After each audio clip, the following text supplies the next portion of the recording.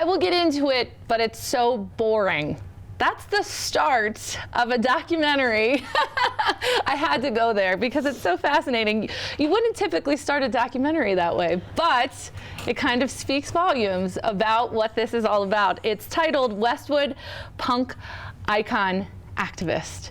And if you don't know what Westwood stands for, it stands for a very large figure in the world of fashion and an activist too as well. Vivienne Westwood has been a trendsetter of sorts for fashion in Britain for what, 40 years? It's been a long time. She's been a big main staple in that type of field. And Lorna Tucker is here for your very first feature documentary at Sundance. Why did you decide to go this route and follow along the life of Westwood?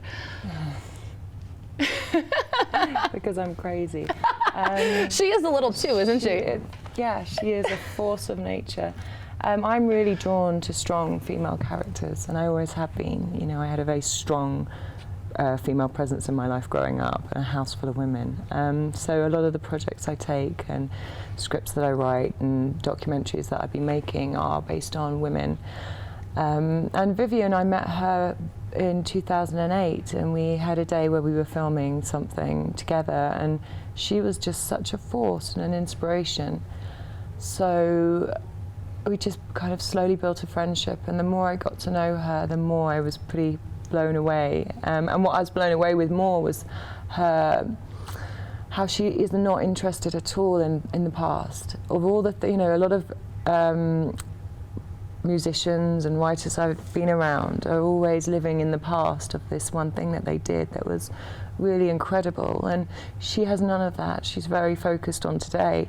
So actually, to find out about her past, I had to research online and find out anecdotes, and then I'd speak to her about it, and she's very blasé about all these incredible things she had done.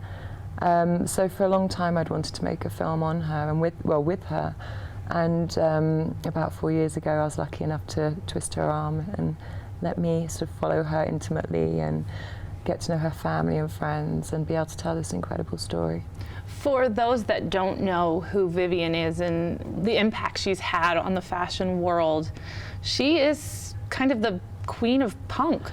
Well, in Britain, especially so, she helped define culture. She defined music. Like, she was there at the forefront of every movement coming out of the 70s and 80s and 90s. But I think, like a lot of artists, she was very ahead of her time. So, you know, the punk movement was such a shock, and it caused such a reaction, and that sort of rippled around the world with the Sex Pistols and also the clothes that they were doing.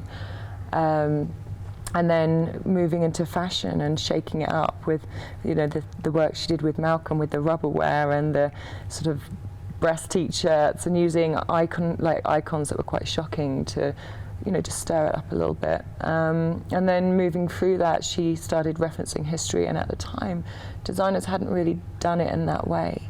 And then constantly defining fashion. And, you know, the thing that I was inspired about the most is, having spent the 4 years following her, is seeing that the passion of what she has, knowing that she lives a very, she works in a world of fashion, which is one of the most destructive environmental industries in the world. And trying to sort of create a business model that can be applied throughout fashion, that makes it more ethical, that makes people think a little bit more before they buy clothes. What's also fascinating is just her ability to stay relevant. Yeah. There's not a lot of people that, after all these years, her being in the fashion world for 40 years, people still know who she is, still are following her. Her clothes are still out there. People are still wearing her designs, you know?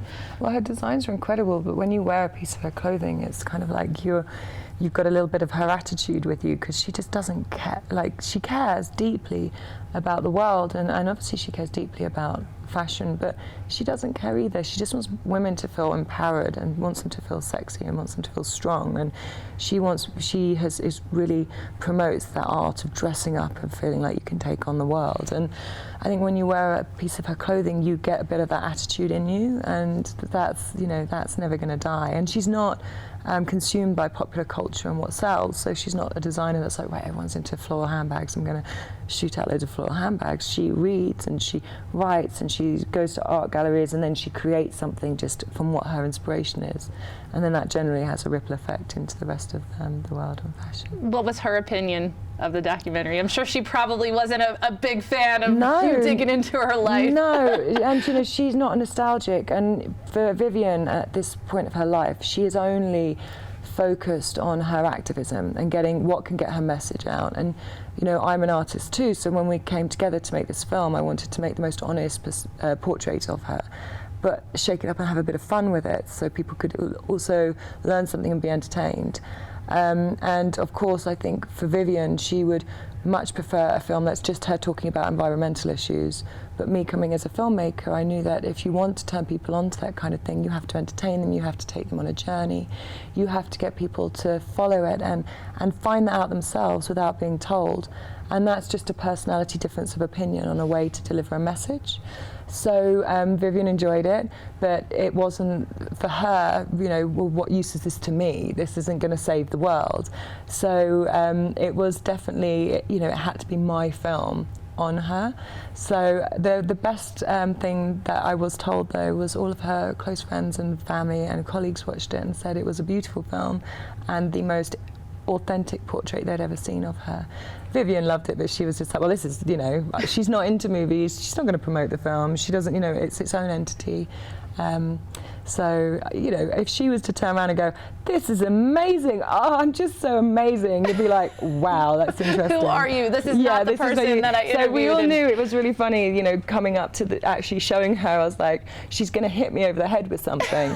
And so I was so grateful that I didn't get hit over the head and that she actually, you know, although she's doesn't care about the film because she's focused on her activism and what that can do, I'm really happy that people that have watched the film have actually taken away her environmental message and her activism from that. We have to save our world. We only have one of them. Exactly, and I just can't believe people are still living this life of excess and they're not taking into account the sort of effect that's having on the planet. Yes, recycle, throw away your trash. Yeah, and I've just really set up simple, people. Simple. I've just set up a production company for women. It's like a network around the world, and our main drive is like, how can we make films more ethical? How can we make films that are less destructive on the planet? Because again, we're on film sets with fiction, a documentary, the flights, the waste, and I think we can apply what Vivian does in her company to all industries, and that's really inspired me making film. I'm trying to, like, how can we fly less? How can we do this? How can we leave less of an imprint on the planet? It's lovely to know. And this documentary is being shown several times here at Sundance. Can we have a rundown? I know today, actually, there's a showing at the Redstone. That's at noon. So you have time to head on over. Yeah, and it'd be really nice. Come and see it. It's a really fun film, and I think sometimes, especially now, people want to see a film that's fun. Well, not only, but it's an inspiring film, and I think especially of all ages, this is something you can go and have a giggle with. Well, thank you so much, Lorna. I appreciate you joining us this morning. I was also saying beforehand, Team Bangs, because we're just rocking it. She's amazing. See, we're fashionable. See, you can't talk about a fashion icon and not show up looking fashionable. I would question you. She taught me that whole thing as well. You know, you wake up and you feel tired and a bit crap, and actually it is amazing how a bit of makeup and dressing up can make you feel good. I used to just like hang out in big fluffy jumpers and, you know, trainers, and she'd be like, oh, you wearing trainers again? They're comfy. Whereas now actually... She made you step your game up. Yeah.